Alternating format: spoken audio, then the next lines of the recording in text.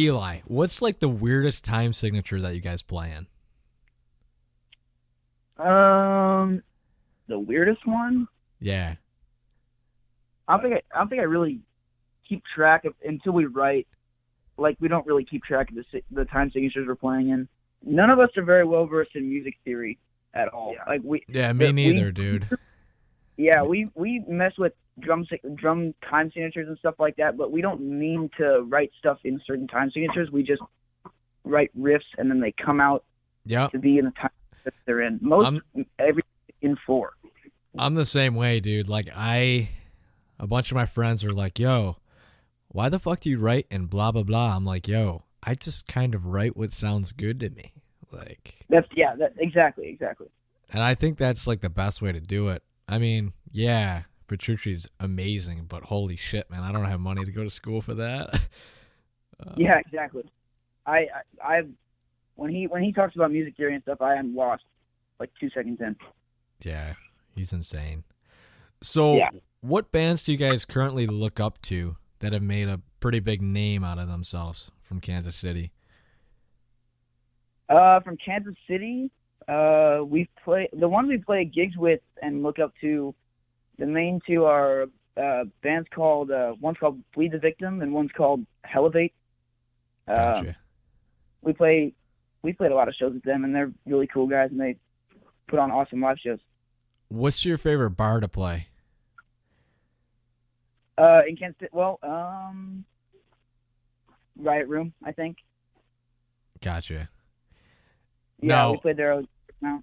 Now, I know me, when I was playing shows when I was like 18, 19, they always busted my balls for IDs and shit. Like, they let us play the set, and then they'd be like, all right, that's it. Pack it up. Like, do they... Oh, yeah. For us, we always have our dad there or both our parents, so they don't usually give us too much crap about that. Like, we usually... we get out early anyway. Like, we're usually the opening band, so we get out by, like, 9:30 or 10 most nights. You know, it's kind of funny. Like, do you guys play a lot of local shows, or is it more nationals? Mostly all local shows. We're looking to change that, but mostly all local shows. Right. The one thing I've noticed about local shows within the last couple of years is being an opener on a local show is better than being the headliner, but that's totally backwards for nationals. You know what I mean? Yeah. A lot of people, they go to local shows, they stay for 1 set, 2 sets, and then they leave. Pack it up. That's true. A lot of the time we open, and I feel like we have a bigger crowd than the main headliner, which I feel like people have been there, like, they get in the club or the bar or whatever it is, and they just don't, like, stay for the whole show. They see 1 or 2 acts. Yeah, especially with locals. They're like, oh, this is cheap. Whatever, I'm going to just go in, do what I want, and leave. So Yeah, exactly.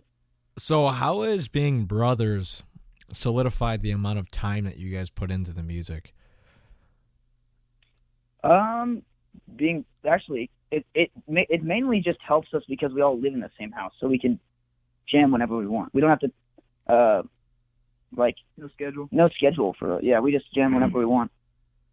Your parents deal with that 24/7 or what? Yeah, they've been really good about it. It's super loud, and they're kind of gotten used to it. Maybe not. I'm guessing tube amps. What do you got? Yeah. Now loud tube amps and way bigger drums and everything. Oh God. Yeah. Shit. I got flashbacks from doing the same stuff at my house when I was in high school. My parents were like, "Get the hell out of here." Yeah, we got a lot of earplugs in our house. That's awesome. So, in 2016, there was some post that I saw that you guys played at the Blues game at the Sprint Center. Maybe. Oh yeah. Right. Yeah. What did you guys play? That was in the wake of that. We were still playing like mostly Metallica covers. Mm-hmm. and that was we got asked to do that because we had a video of us playing on the street. That's when we still played a lot of gigs on the street. Yeah. There's a video playing on the street, and then it went viral, sort of, and we got asked to play at the Blues game. It was a preseason game, so they were playing at Sprint Center. Yeah, I literally couldn't find one video. Yeah, there's not a lot of videos. I mean, I think we might have like a couple 1-minute videos, like maybe that our parents took or something like that. But it was like 2 10-minute sets in between periods of And Justice for All covers, I think, is what it was. Gotcha. So do you think that like helped aid your like Facebook page? Like, did you get a lot of likes from that? Because I'm guessing stadium shows, like right after your set, people were plugging away. Oh yeah, the thing about that is we didn't have Facebook or any social media until maybe a year and a half later. Damn. Yeah, that kind of was funny because we got a lot of offers and stuff like that, but from the videos that we had go viral on the street and stuff, but we didn't have any social media, so we didn't get like none of the followers we have now are from any of those videos because we didn't have social media back then. Right. Gotcha. So they're all, yeah. So in your Facebook bio, you guys talk about having influences of Mastadon. I love them. So what specifically makes you guys a huge fan of them? I'll let everybody go, but me personally, this is Henry talking. Me personally, I think Brent Hines and Bill Kelleher are the best guitar duo of this century, and they make they've had Remission through Crack the Sky was, I think, the best run of albums and like that I've ever heard. I think they're just insane. Yeah, the album Emperor Sand, like, I don't know. They've got I think the coolest thing about them is they have, like, they're a metal band, right? But they have melodic elements that, like, I want to call them like choruses or like pop songs, but they venture out. For sure. Yeah, they venture out. I love their last 3 albums too. I mean, I actually love Emperor Sand too and The Hunter, but they venture out. I kind of respect that too. They really don't stay boxed into one thing. Every single album is different. Yeah, they're not like just a freaking death metal band or just a thrash band or whatever. Eli, you can talk about them. They're about Braun and stuff. I would say the same thing. That's basically my opinion. Yeah, Braun is in the top 5 drummers I've ever heard too. Gotcha. So, Eli, top 3 drummers of all time. We'll give him a top 5. That's top 3's too hard. Top 5. Yeah, I'm gonna go Thomas Hake, Mario Duplantier. I don't know if these are in specific order because I'm not. Thomas Hake, Mario Duplantier, Ron Daler, and Neil Peart and Danny Carey. Neil Peart. You gotta have Neil Peart, man. Yeah, you gotta have him. You gotta have him. So who's the youngest dude in the band? That's Abe. Abe, say hi. Hello. Bassist. Abe is, 12? 13. 13. Abe, what do you say to your friends at school when they look at your music?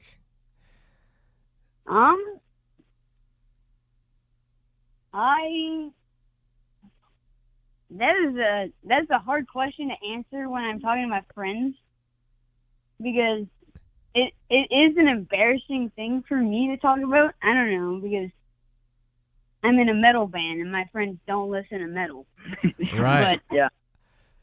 Exactly. That's how it was for me when I was little. So what about band class?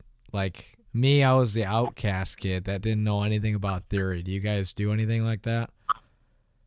Oh, This is Henry talking. I took band for like 2 years, and that was the worst experience of my life. That was terrible. Trumpet? What'd you play? Bongos? I played percussion because I couldn't play anything else. Really? Right. Just hit stuff, I guess. I don't know. Yeah, I was placed on triangle. It was the worst. You got the best, dude, the most obnoxious thing in band. Yeah, I can't believe. Yeah, it was ridiculous. It was terrible. Oh my god! So, what does the thrash metal community have that no other genre offers to you guys?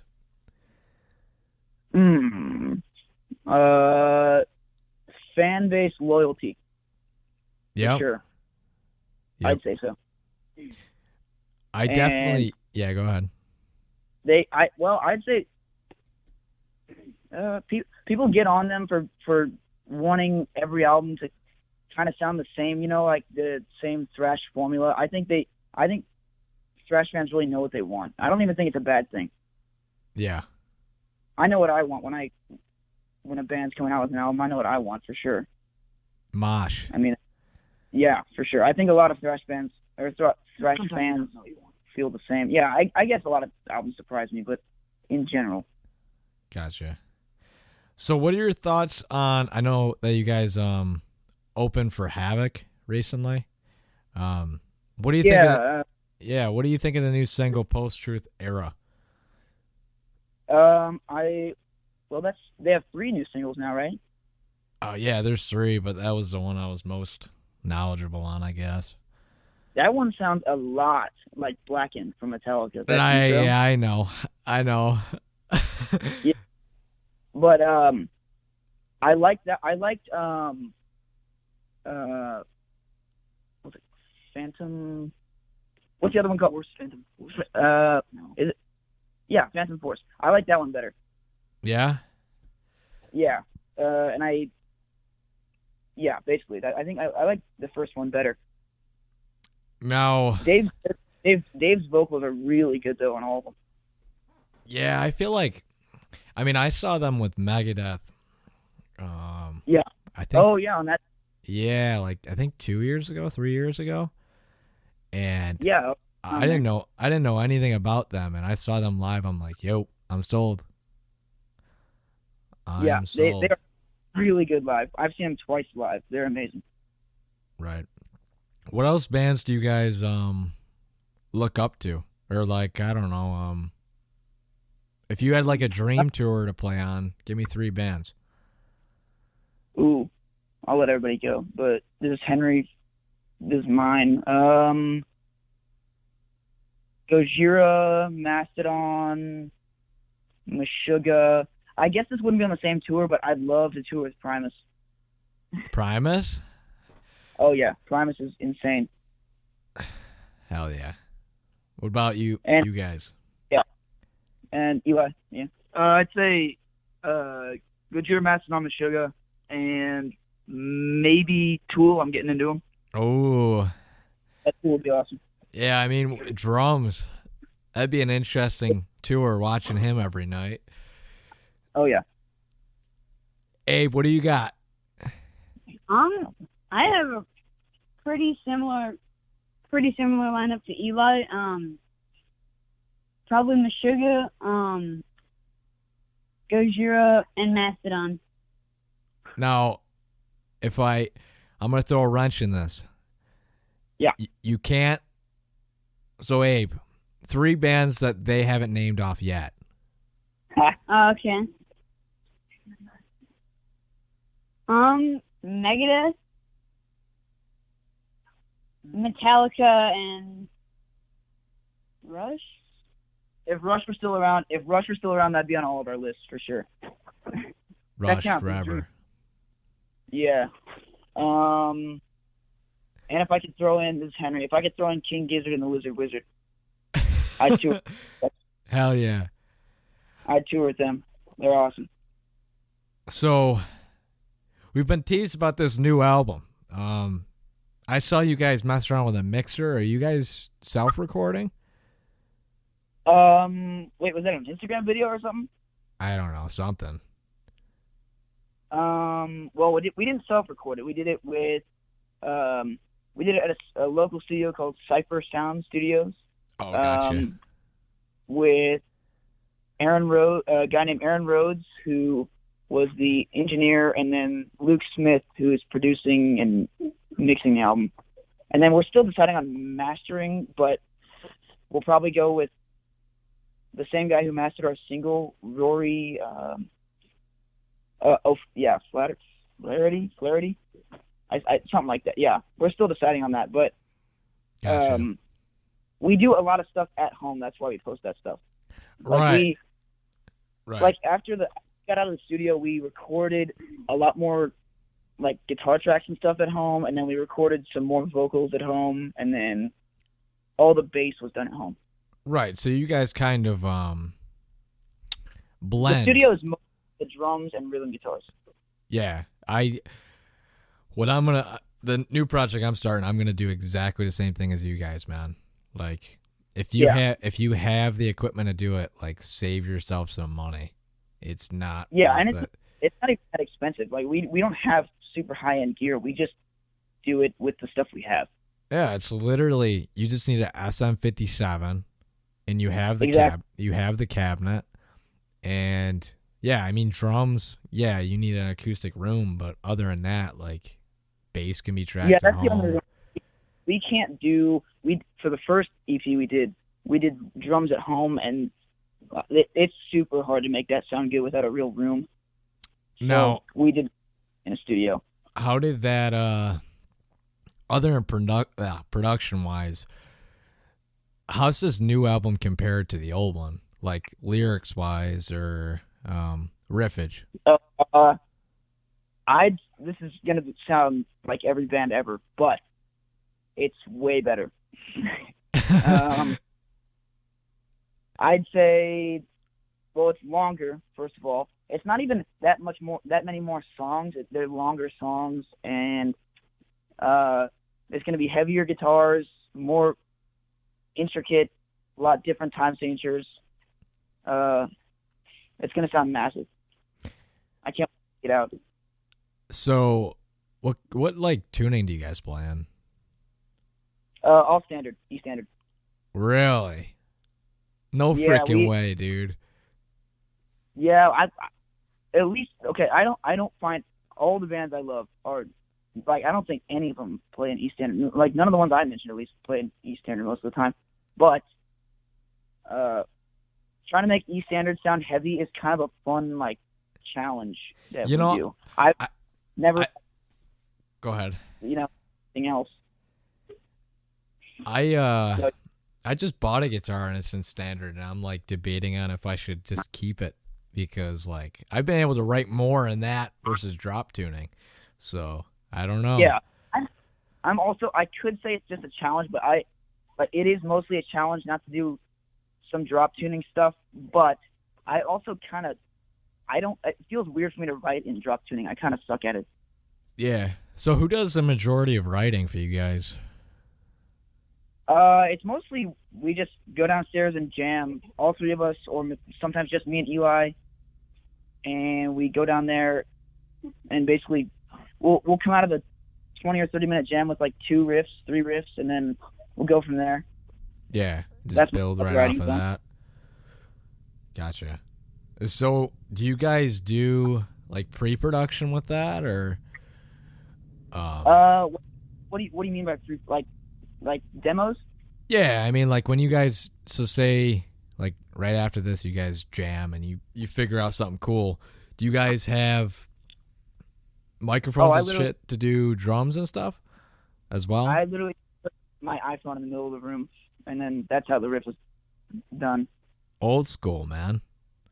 Yeah, for the next album, since we have like a Focusrite and Reaper and some mics, I think we might do a little more pre-production. But that for this album and for the previous EP, we just did the iPhone thing. It's easy. It's a way to keep the riffs without forgetting them. So do you guys do the click tracks at the studio then? Yes, and in a sort of unprofessional move, we we don't really practice to a click. It worked out fine in the studio, but we kind of just, when we're in there, we just program the click along to whatever you guys playing. Like we don't go in there with a tempo map. Right. Yeah. Maybe in the future we will. But this album didn't have too many tempo changes. Yeah, it's kind of easier. It's mostly over the same tempo in songs. Sometimes it speeds up and slows down, but most of the stuff we're messing with is time signatures. So tempo wasn't as much a problem in the studio. Gotcha. So other than like the new album, what else do you guys have like on the back burner? We got, well, instead of keeping on playing more local shows, we're trying to do a lot more national ones just around the country. Still trying to open for bigger bands that we like, and basically make more music. Probably, I want to get another album out as quick as possible after this one, so we'll see. Damn, this man's got good work ethic. Yeah, I mean, I just love making it. So yeah, as long as we pump out albums, and we're still in school, so we don't have full-time jobs. So as long as we can keep doing that, yeah, we'll do it. So if you had to pick one venue to play at a packed house, where would it be? Wait, I'm sorry. What's sold out show? Any venue in the world? Where would you play? the world? It wouldn't be one of the festivals. It'd be,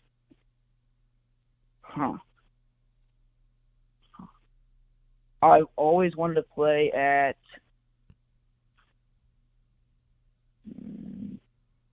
There's a theater in Los Angeles called the Wiltern.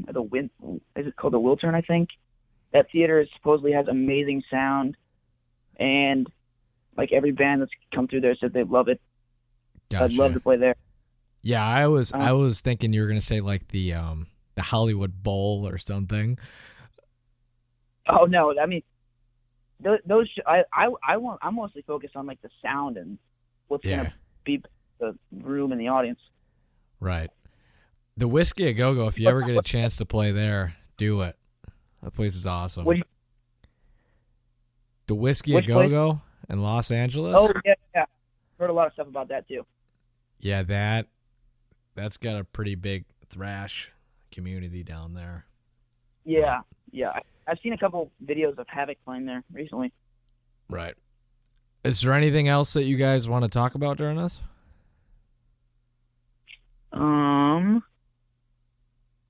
I mean, I think we pretty much covered everything. You pretty much covered everything. Word. New album. What's the date? What's the date or the name? You said. Date and name. I can't even give you both because we don't have them. So like, shit. The only thing we don't have for the album right now is, well, two of those are things you asked, but date, name, and final artwork. Gotcha. Other than that, we're all set pretty much. But it'll be in the next month. Awesome. We're not going to do a big announce and then wait a long time. It'll be an announce and then it'll be pretty quick after that.